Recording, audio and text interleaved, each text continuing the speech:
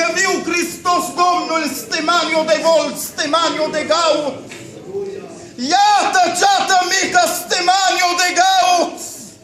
Te-am adunat, Stemaniu de Volt, cum își adună cloșca puii, Stemaniu de Volt.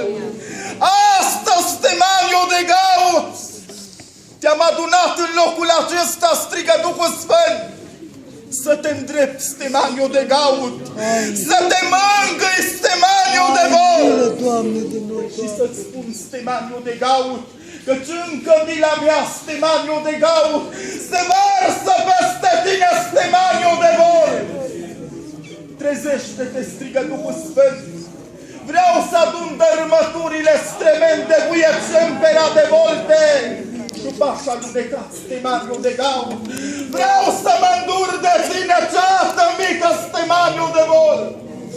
Ferice va fi de tine, strigă Duhul Sfânt, dacă îți vei deschide inima, Stemaniu de Gaut, și vei înțelege glasul care te îndeamnă la pocăință, Stemaniu de Gaut.